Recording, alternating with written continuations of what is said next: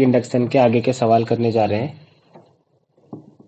तो बेसिक हमने देख लिया था कल कि इलेक्ट्रोमैग्नेटिक इंडक्शन क्या होता है। जब किसी भी कॉइल में करंट में चेंज आता है, फ्लक्स में चेंज आता है, तो वहाँ पे ईएमएफ इंड्यूस हो जाता है। कॉइल में अगर हम फ्लक्स चेंज करते हैं तो इस कॉइल के अंदर क्या हो जाता है, ईएमएफ इंड्यूस हो जाता है। ठीक है, कॉइल का शेप कुछ भी हो सकता है, क्लोज्ड सर्किट होना चाहिए। और सबसे पहले माइकल फैराडे ने इसको बनाया था, डिस्कवर किया था। इसके बाद हमने मैग्नेटिक फ्लक्स किया था। तो भाई किसी भी क्लोज्ड सरफेस से जो जाने वाले कुल number of magnetic field lines होती है वो मैग्नेटिक फ्लक्स होता है। और इसका फॉर्मूला होता है D phi B equals to B dot D A. ठीक है, होता है अगर हम इसको डॉट प्रोडक्ट खोलेंगे तो B D A cos theta हो जाता है। और अगर हमको ये एलिमेंटल फ्लक्स दे रखा है, इसका हमको कंप्लीट निकालना है किसी भी एरिया से, तो हम क्या करते हैं, इसका इंटीग्रेशन कर देते हैं। तो ये हो जाता है phi equals to integration of D phi. ठीक है, यहाँ पे हमको गिवन है सब चीज़। और इसकी जो यूनिट होती है मैग्नेटिक फ्लक्स की वो वेबर होती है, और वेबर की डेफिनेशन दी गई है। इसी तरीके से फैराडे का जो नियम है वो क्या है, E equals to minus D phi B upon D T, ये होता है। और जब इसमें हमारे पास n नंबर ऑफ टर्न्स हो जाते हैं तो हमारे पास क्या जाता है, ये equals to minus N D phi B upon D T. ठीक है, फिर जो नेगेटिव साइन होता है ये बताता है लेंज लॉ। ये जो नेगेटिव साइन है ये लेंज लॉ के कारण आता है। फिर फैराडे का पहला नियम क्या है कि जब भी किसी सर्किट या किसी कॉइल से लिंक्ड फ्लक्स मैग्नेटिक फ्लक्स में चेंज होता है, चेंज आता है, तो इस कॉइल में क्या होगा, ईएमएफ उत्पन्न हो जाएगा। ये पहला नियम है, इंड्यूस हो जाएगा। और दूसरा नियम क्या है कि जो ये ईएमएफ उत्पन्न होगा वो rate of change of magnetic flux के बराबर होगा। यानी कि ये वाला जो हमने अभी फॉर्मूला पढ़ा, ये फॉर्मूला ही क्या है, यही फॉर्मूला फैराडे का द्वितीय नियम है। इसके बाद जब हमने देखा था कि किसी कंडक्टर को अगर मैग्नेटिक फील्ड में क्या कराएं, मोशन कराएं, तो उस पर कौन सा बल लगता है, उस पर जो ईएमएफ उत्पन्न होता है उस कंडक्टर में, तो वो आ जाता है B E equals to B L B. ठीक है, और लेंज लॉ क्या कहता है, लेंज लॉ कहता है कि इंड्यूस्ड करंट, ठीक है, इंड्यूस्ड करंट या फिर इंड्यूस्ड ईएमएफ हमेशा उस कारण का विरोध करता है जिसके कारण ये उत्पन्न हो रही है। ठीक है, तो जो भी हमारे पास प्रेरित धारा है वो उसी कारण का विरोध करेगी जिस कारण से ये प्रेरित हो रही है या उत्पन्न हो रही है। फिर जो नेगेटिव साइन फैराडे के नियम में आता है वो इसी से आता है, लेंज के लॉ से ही आता है। फिर लेंज का नियम जो है वो कंजर्वेशन ऑफ एनर्जी को बताता है। ठीक है, कंजर्वेशन ऑफ एनर्जी को ये बताता है। एक मिनट रुको जरा, हैंग मार रहा है ना, कई चीज़ों को बंद करना पड़ेगा लगता है।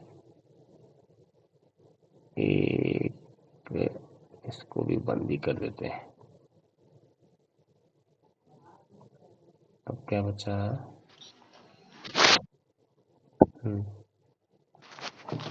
ठीक है, तो हमारे पास E equals to minus D five by D T ये आ जाता है। आगे इतना समझ में। इसके बाद हमने सेल्फ इंडक्टेंस पढ़ा था। सेल्फ इंडक्टेंस का मतलब ये होता है कि अगर कोई एक कॉइल है, ठीक है, तो इसके एक घेरे में अगर कुछ करंट में चेंज आ रहा है, मैग्नेटिक फ्लक्स में चेंज आ रहा है, तो दूसरा घेरा क्या करेगा, इसका विरोध करेगा। तो हम इसको ओवरऑल ये कह सकते हैं कि कॉइल का वह गुण जिसके कारण वो अपने में ही करंट के चेंज का विरोध करता है। ठीक है, अगर इसमें करंट बढ़ना शुरू होगी तो ये कॉइल क्या करेगी, इस बढ़ती हुई करंट का विरोध करेगी। और अगर कॉइल में करंट घटना शुरू होगी तो ये कॉइल अपने में ही करंट को घटने से क्या करेगी, विरोध करेगी। तो इसके लिए फॉर्मूला क्या बनता है, फाइव प्रोपोर्शनल टू आई होता है और five equal to L I कर देते हैं हम यहाँ पे। तो ये जो एल है वो उसको हम सेल्फ इंडक्टेंस कहते हैं और फॉर्मूला कुछ इस तरीके से बन जाता है, E equals to minus L D I upon D T. इसकी यूनिट हेनरी होती है। सिमिलरली म्यूचुअल इंडक्टेंस का भी लगभग सेम फार्मूला होता है। यहाँ पे एल था तो यहाँ पे एम आ जाता है और ये कॉइल वन में जाने वाली करंट को आता है। ठीक है, तो हमारे पास दो कॉइल होती है म्यूचुअल इंडक्टेंस में, और अगर मान लो कि एक में करंट बह रही है और इसकी करंट को हमने चेंज किया, अगर मान लो इसको हमने I1 बोला और इसमें करंट में चेंज आया, तो इसमें जो ईएमएफ उत्पन्न होगा वो E2 होगा। ठीक है, तो ये वाला फार्मूला है, सेम फार्मूला है और इसकी यूनिट भी हेनरी होती है और ये सिमेट्रिकल होता है। वन के कारण दो में जो म्यूचुअल इंडक्टेंस है वो दो के कारण वन में के कारण होता है। ठीक है, मतलब एक दूसरे के बराबर ही होता है म्यूचुअल इंडक्शन दोनों कॉइल के लिए। इसके बाद आता है हमारे पास self inductance of a long solenoid. Long solenoid का फॉर्मूला क्या है, L equals to mu naught N square A L. ठीक है, समझ गए, mu naught N square A L. और जो सर्कुलर कॉइल का फॉर्मूला है वो है mu naught N square pi R upon two. ठीक है, फिर mutual inductance of two coaxial solenoid का फॉर्मूला बनता है हमारे पास M equals to mu naught mu R N one N two A upon L, ये फॉर्मूला है। तो उसके बाद किसी भी इंडक्टर में जो एनर्जी स्टोर होती है वो U equals to half L I square होती है। हो गया, हो गया, ठीक है। अच्छा, अब ये कुछ क्वेश्चन है जो आज हम देखने वाले हैं। पहला क्वेश्चन क्या है, a square loop of side 10 centimetre and resistance 0.5 and resistance 0.5 ohm is placed vertically in east west plane। ठीक है, ईस्ट वेस्ट प्लेन में देखो अभी इसको अभी बताता हूँ। A uniform magnetic field of 0.10 tesla is set up across the plane in the north east direction. The magnetic field is decrease to zero in 0.7 second at a steady rate. Determine the magnitudes of induced EMF and current during this time interval। मैंने हिंदी में भी नीचे लिख दिया है, इसको समझा देते हैं अभी। क्या बोल रहा है, square loop of side 10 centimetre and resistance 0.5 ohm is placed vertically. तो हमारे पास क्या है, एक लूप है जो कि स्क्वायर लूप है और उसकी साइड कितनी है, 10 सेंटीमीटर है। ठीक है, और इसका रेजिस्टेंस हमको 0.5 ओम दे रखा है। बोल रहे हैं कि ये वर्टिकली रखा हुआ है ईस्ट वेस्ट प्लेन में।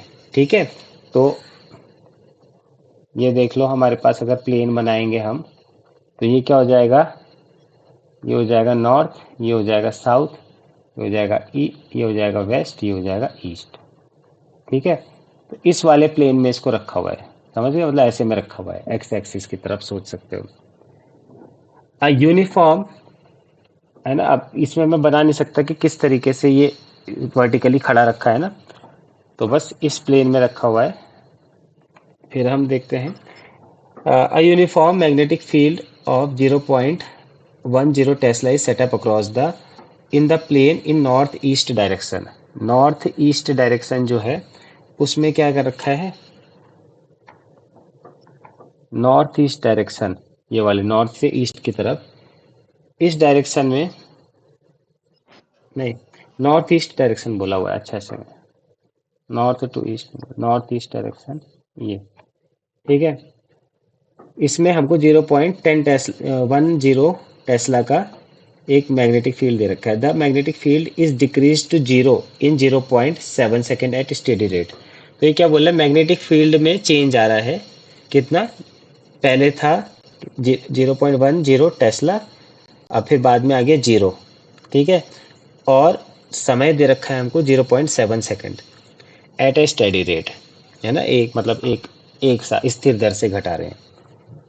Determine the magnitude of induced EMF and current in this coil.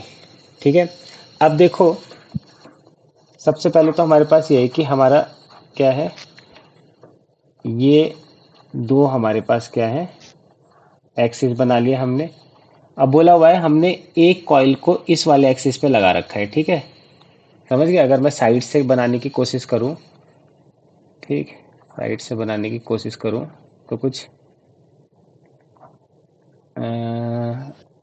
ऐसे में ही बना लेते हैं। चलो, साइड से अगर मैं इस तरीके से थोड़ा सा टेढ़ा करके बनाने की कोशिश करूं तो कुछ ऐसे में रखा हुआ है।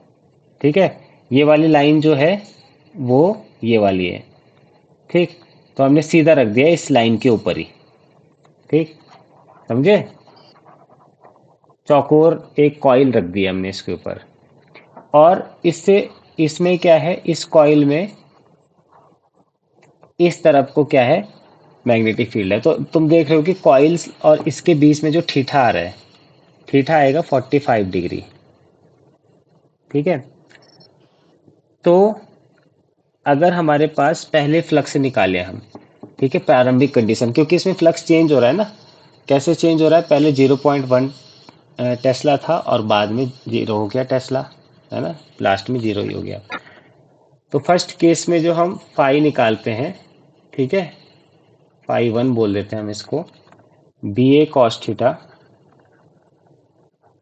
बराबर कितना है, 0.1 टेस्ला इंटू 10⁻⁻²। इसका सेंटीमीटर में निकालोगे ना एरिया, है ना, तो कैसे निकालोगे सेंटीमीटर में, सेंटीमीटर को मीटर में चेंज करोगे। ठीक है, तो साइड 10 सेंटीमीटर है। हम्म अगर साइड दे रखी है एल बराबर 10 सेंटीमीटर, सेंटीमीटर को मीटर में चेंज करने के लिए क्या करते हैं, हाँ भाई, एक मीटर 100 में से कितने भाग कर देते। सेंटीमीटर होते हैं, हाँ, तो 10 की घात 100 माइनस, सेंटीमीटर। हाँ, ठीक है, तो ये हो गया एल। तो अगर मैं क्या करूं, एल भी क्यों लिख रहा हूं, इसको ए लिख लो है साइड को, तो इसका एरिया, स्क्वायर का एरिया ए स्क्वायर हो जाएगा। तो 10 इंटू 10⁻⁻² इंटू 10 इंटू 10⁻⁻²।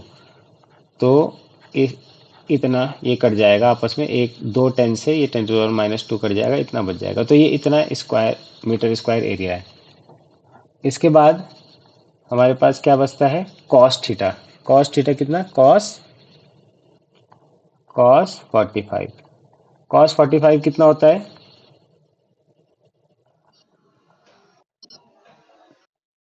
कॉस 45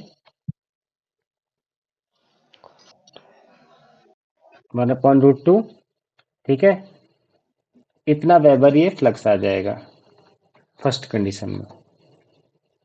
ठीक है, फिर मैं सेकंड कंडीशन में निकालूंगा φ2।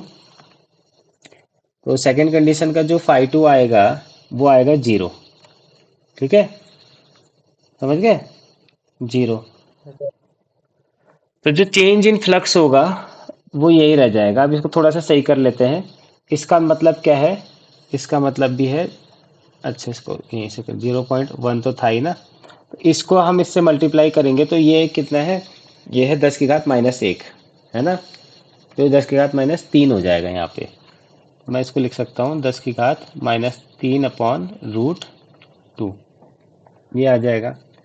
फ्लक्स चेंज कितना होगा, अगर मैं फ्लक्स चेंज निकालता हूँ, ठीक है, केवल मैग्नीट्यूड निकालता हूँ अभी, क्योंकि मैग्नीट्यूड की ज़रूरत है। मैग्नीट्यूड का मतलब है साइन साइन से हमको कोई मतलब नहीं है।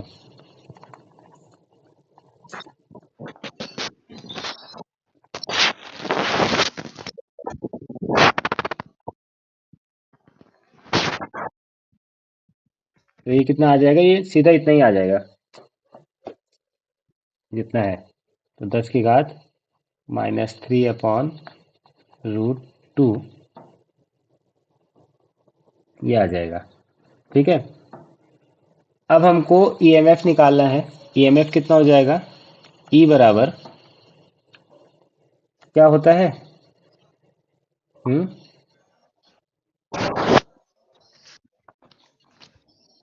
ई बराबर minus D five by D T, ये होता है ना। और अगर मैं सिर्फ मैग्नीट्यूड की बात करूं, मैग्नीट्यूड, तो हमारे पास हो जाएगा ई बराबर जो भी आ रहा है D five by D T, सीधा माइनस को हम लेना जरूरी नहीं है, ठीक है। तो हमारे पास आ जाएगा डी फाइव, तो हमारे पास कितना आ गया, del five by del T लिख लेते हैं ना यहाँ इस केस में, क्योंकि del five by del T, ठीक है। तो ये हमारे पास आ जाएगा 10 की घात -3 अपॉन √2, ये हो गया।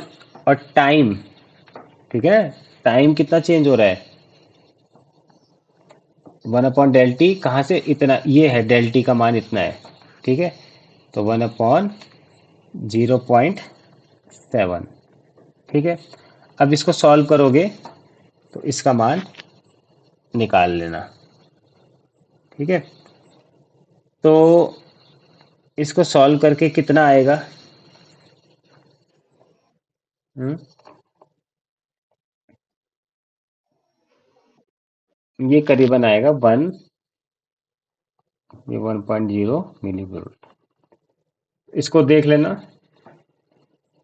फिर इसके बाद क्या बोल रहा है, determine the magnitude of induced EMF, ये आ गया हमारे पास इंड्यूस्ड ईएमएफ और current during this time interval. और फिर क्या बोला है कि इसमें करंट बताओ।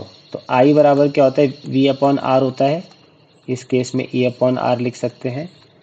तो ये आ जाएगा हमारे पास 10 की घात -3 वोल्ट, ये मिली वोल्ट है ना, तो हमने वोल्ट बना लिया यहाँ पे, अपॉन आर, आर कितना हो जाएगा 0.5 ओम, ये आ जाएगा 2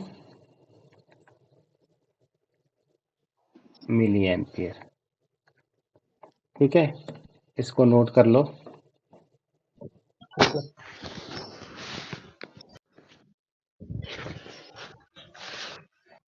चलो, ये अगला क्वेश्चन है। अब ऐसा क्वेश्चन है कि, चलो इसको करा ही देते हैं। A circular coil of radius 10 centimeter and 500 turns and resistance 2 ohm is placed with its plane perpendicular to the horizontal component of earth magnetic field, ठीक है। It is rotated about its vertical diameter through 180 degree and 0.25 second. Estimate the magnitude of EMF and current induced in the coil. Horizontal component of earth magnetic field at the place is 0.3.0 10⁻⁻5 Tesla, ठीक है। अब एक चीज समझने की, अर्थ magnetic field क्या है यहाँ पे, कि अब तुम्हारे उसमें सिलेबस में नहीं है ना अर्थ का मैग्नेटिक फील्ड वाला, पर क्या होता है अर्थ में भी, क्या होता है मैग्नेटिक फील्ड होता है, मतलब अर्थ मैग्नेटिक फील्ड क्रिएट करती है, ठीक है। तो इसके दो कंपोनेंट होते हैं, है ना, हॉरिजॉन्टल और वर्टिकल कंपोनेंट। यानी कि अगर कहीं पे भी अर्थ ने मैग्नेटिक फील्ड बना रखा है तो हम इसके इस मैग्नेटिक फील्ड को दो कंपोनेंट में तोड़ सकते हैं, एक हॉरिजॉन्टल कंपोनेंट में और एक वर्टिकल कंपोनेंट में, ठीक है। तो यही बोल रखा है इसने कि मैग्नेटिक फील्ड है कहीं पे और हमने उसका एक वर्टिकल कंपोनेंट ले रखा है, ठीक, समझे? ठीक है। हम्म। तो क्या दे रखा है, a circular coil of radius 10 centimetre, 10 centimetre की एक सर्कुलर कॉइल है और टर्न्स है 500 टर्न्स है, रेजिस्टेंस 2 ओम है। और क्या बोल रखा है कि plane perpendicular to the horizontal component of the earth magnetic field, मतलब मैग्नेटिक फील्ड मान लो दे रखा है हमको और उसके क्या कर रखा है 90 डिग्री पे रखा हुआ है, यानी थीटा इक्वल्स टू, अभी हम देखेंगे कि कैसे 0 है और देखते रुको है थीटा कितना है। फिर क्या है, it is rotated about it's vertical diameter through 180 degree, ठीक, 180 डिग्री का हमने क्या दे रखा है, इसको पूरा चक्कर घुमा दिया एक, इन 0.25 second. Estimate the magnitude of the EMF, EMF कितना बनेगा और करंट कितनी बनेगी ये हमको बताना है, प्रेरित होगी। Horizontal component of the earth magnetic field at the place is 3.0 into 10⁻⁵ Tesla. अब तुमको ये अर्थ के मैग्नेटिक फील्ड है, चाहे जिसका मैग्नेटिक फील्ड है उससे कोई मतलब नहीं है, बस मैग्नेटिक फील्ड है, ठीक है। तो सपोज हमारे पास क्या है, कहीं पे मैग्नेटिक फील्ड है और उसका मान है 3.0 इंटू 10⁻⁵ टेस्ला, और बोल दिया कि हमारी जो कॉइल है ना, हमारे पास जो कॉइल है, सर्कुलर कॉइल है, ठीक, वो इससे 90 डिग्री पे रखी हुई है, ठीक है। तो जो कॉइल का जो एरिया होगा, है ना, वो किधर की तरफ है, वो इसी मैग्नेटिक फील्ड की डायरेक्शन की तरफ है। तो इस कॉइल का एरिया और इसके बीच में एंगल कितना है, थीटा 0 है, ठीक है। कोई भी एरिया होता है ना, एरिया वेक्टर क्या होता है, उससे परपेंडिकुलर बाहर की तरफ जो निकला होता है वही एरिया होता है। तो एरिया की डायरेक्शन और मैग्नेटिक फील्ड की डायरेक्शन के बीच में कोण 0 है, ठीक है। तो हम सबसे पहले देखते हैं कि शुरुआत में फाई बी कितना था। तो बी ए कॉस थीटा से हम शुरुआत करते हैं, तो ये बन जाता है हमारे पास कितना, बी कितना है, बी दे रखा है 3.0 इंटू 10⁻⁵ टेस्ला। और फिर क्या दे रखा है, एरिया, एरिया तो निकालना पड़ेगा इसका, पाई आर स्क्वायर होता है ना। तो आर बराबर कितना है, 10 सेंटीमीटर। और अभी हमने सॉल्व किया था, जब हम इसको मल्टीप्लाई करेंगे 10⁻⁻2 से, तो ये बन जाएगा 10⁻⁻1 मीटर, ठीक है। तो हमारे पास आ जाएगा 10⁻⁻1 का स्क्वायर, है ना। तो ये बन जाएगा pi into R square minus 10⁻⁻1 का स्क्वायर हो जाएगा 10⁻⁻2, और कॉस 0, कॉस 0 हो जाएगा। अब इसको सॉल्व करोगे दोबारा से तो कितना आ जाएगा, पहली बात, पहले तो ये 3 पाई आ जाएगा, ठीक है। कॉस 0 कितना होता है, 1 होता है। और जब हम बाकी सॉल्व करेंगे 10⁻⁻5 और 10⁻⁻2 को तो जुड़ जाएंगे, ये हो जाएगा 10⁻⁻7 वेबर। इसके बाद हम फाई बी निकालेंगे, इसमें 1 और 2 कर लो, ये इनिशियल टाइम है, फर्स्ट पोजीशन वाला, पहली शुरुआत में, और ये बी फाइनल। क्या बोल रहा है, ये 180 डिग्री घुमा दिया, तो 180 डिग्री घुमाएंगे तो थीटा का मान 180 डिग्री आ जाएगा, बाकी सब वही रहेगा। फिर हमारे पास आ जाएगा पाई इंटू 10⁻⁻2, सब कुछ वही है, बस कॉस 180 डिग्री हो गया, ठीक है। और कॉस 180 डिग्री कितना होता है, -1 होता है। -1। तो ये हो जाएगा 3 पाई माइनस का, ठीक है। अब क्या होगा, अगर तुम चेंज निकालोगे, ठीक है ना, चेंज, तो B2, ये B2 मान लो, तो डेल फाई कितना हो जाएगा, डेल फाई हो जाएगा B2 हो गया -3 पाई इंटू 10⁻⁻7, और माइनस करोगे पहला वाला, है ना। अगर तुम चेंज निकालते हो किसी भी राशि का तो क्या हो जाएगा, बाद वाला माइनस पहला वाला, ये चेंज आएगा।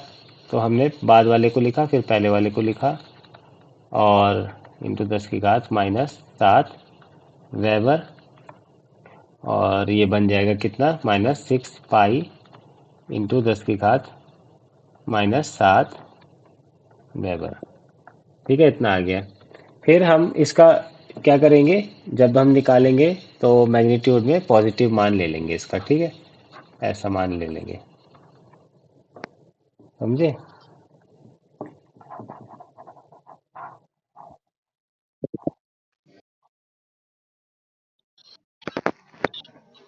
तो हमारे पास आता है E इक्वल्स टू, जो इंड्यूस्ड ईएमएफ निकालेंगे, इंड्यूस्ड ईएमएफ, तो ये हमारे पास आ जाएगा E equals to N D phi upon D T, और ये आ जाएगा एन कितना है 500, और डी फाई कितना आया अभी हमारे पास 6 पाई इंटू 10⁻⁻7 -7 अपॉन, और टाइम कितना है, टाइम कितना ले रखा है इसने, 0.25 सेकेंड, ठीक है, 0.25 सेकेंड। तो पॉइंट हटाओगे 10 की घात 2 ऊपर आ जाएगा, ठीक है, और ये आ जाएगा 25 दूनी 50, ये 20 हो जाएगा।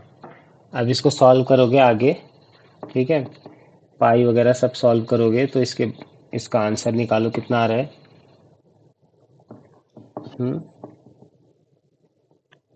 ये आ जाएगा 6 दूनी 12 पाई, है ना, इंटू 10 की घात -4, ठीक है, कितना आ जाएगा सबसे पहले तो, और किस में आएगा ये, वोल्ट में आ जाएगा, ठीक है।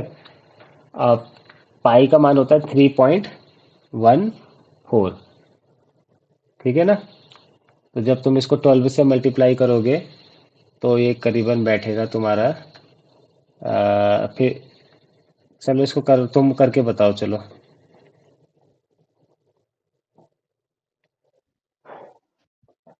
करो इसको जरा।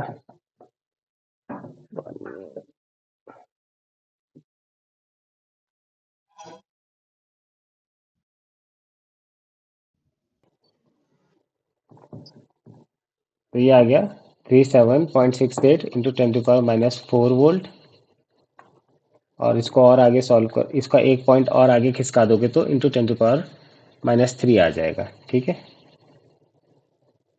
768 है, तो तुम चाहो तो इसको 3.8 इंटू 10⁻³ वोल्ट लिख सकते हो। फिर जब तुम आई की वैल्यू निकालोगे तो आई इक्वल्स टू क्या आ जाएगा, ई अपॉन आर, और 3.8 इंटू 10⁻³ अपॉन कितना, कितना दे रखा है, आर कितना दे रखा है 2, तो ये आ जाएगा तुम्हारा 1.9 इंटू 10⁻³ एम्पियर, ठीक है, ये आ जाएगा।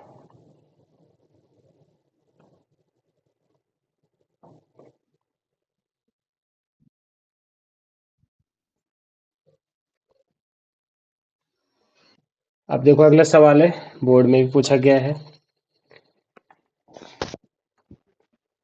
तो हमारे पास क्या दे रखा है, a wheel with 10 metallic spokes, each 0.5 meter long, is rotated with a speed of 120 revolution per minute in a plane normal to the horizontal component of the Earth's magnetic field He at the place at a place, ठीक है। अभी मैं इसको समझाता हूँ। If He equals to 0.4 G at the place, what is the induced EMF between the axle and the rim of the wheel, ठीक है। 1G equals to 10 to power, मतलब ये गॉस में दे रखा है, 10⁻⁻4 टेस्ला, ठीक है। क्या बोला है, a wheel with 10 metallic spokes each 0.5 metre long is rotated with a speed of 120 revolution per minute, ठीक है। तो ये बोल रहा है कि एक व्हील है जिसमें 10 मेटल के स्पोक हैं, सब 0.5 मीटर लॉन्ग है, और इसको रोटेट किया जा रहा है तो 120 रेवोल्यूशन पर मिनट, एक मिनट में 120 revolution, plane normal to the horizontal component of the earth magnetic field H E. तो जो मैग्नेटिक फील्ड है वो हमारे पास है 0.4 गॉस, ठीक है। What is the induced EMF between the axle and the rim of the wheel. तो ये बोल रहा है कि हमारे पास जो क्या होगा, ईएमएफ जनरेट होगा वो कितना होगा, ठीक है।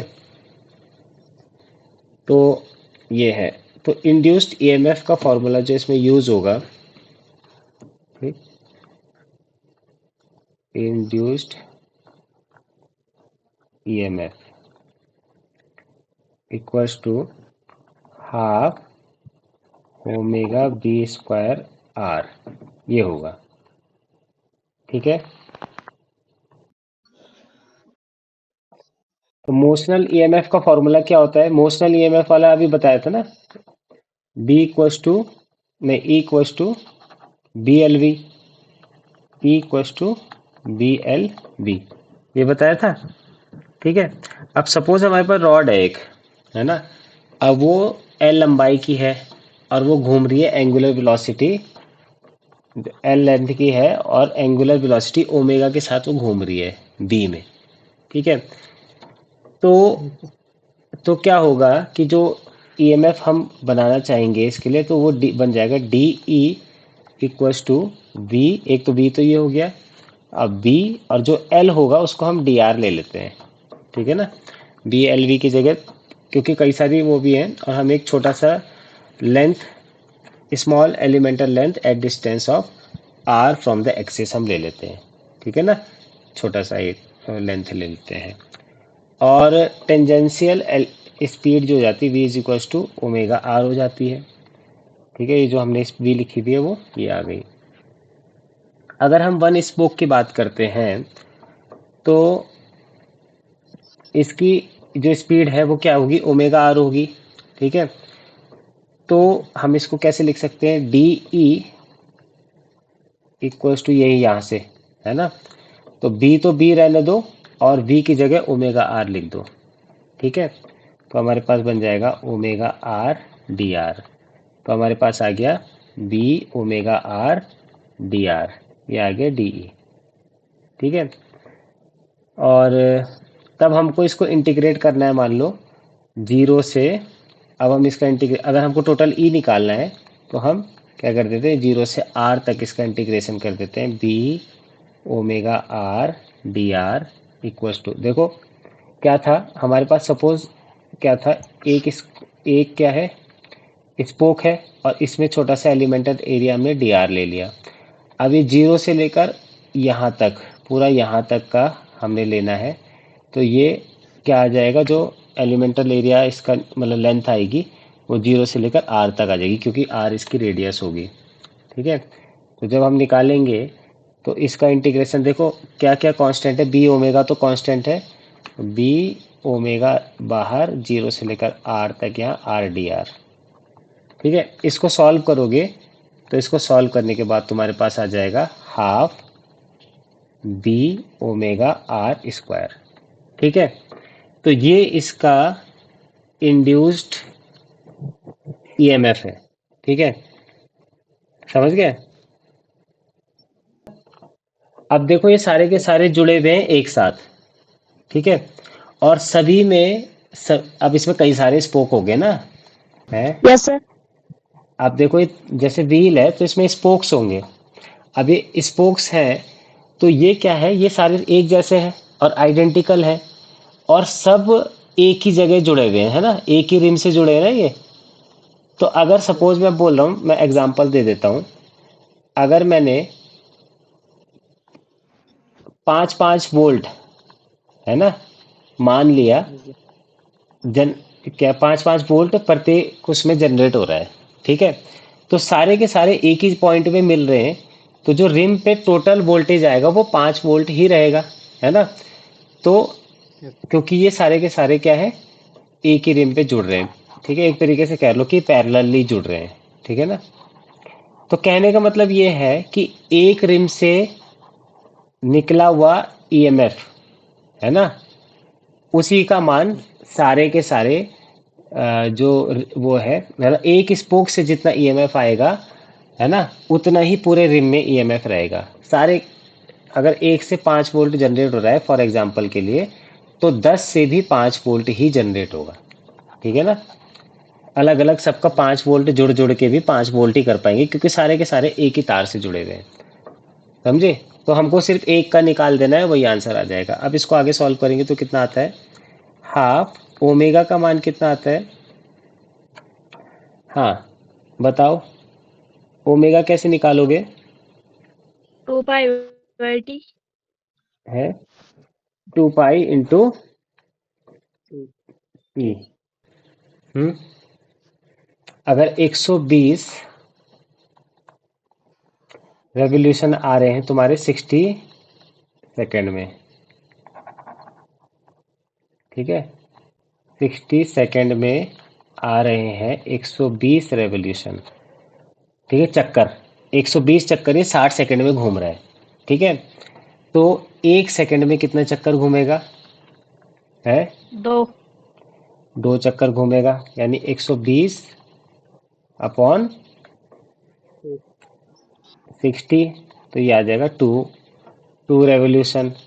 ठीक है, ठीक है, और 2 रेवोल्यूशन में ये कितना कोण घूमेगा है? एक पूरे चक्कर में 60 कितना कितना 2 पाई 360 घूम जाता है ना? तो 2 चक्कर में कितना घूमेगा है?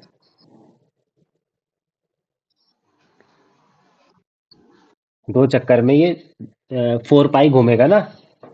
ठीक है, तो ये इस तरीके से ठीक है। मैंने तुमको समझा दिया, वैसे फॉर्मूले से भी समझ जाओगे।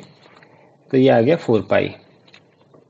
समझे ना? ओमेगा कितना होगा? 1 सेकेंड में जितना कोण चलता है उतना ही क्या होता है? ओमेगा। ओमेगा होता है। ठीक है, बी का मान तो रखा ही नहीं। बी का मान कितना होगा? रुको, बी का मान हो जाएगा 0.4 इंटू 10⁻⁻⁴। ये हो जाएगा बी का मान। और आर का मान कितना हो जाएगा?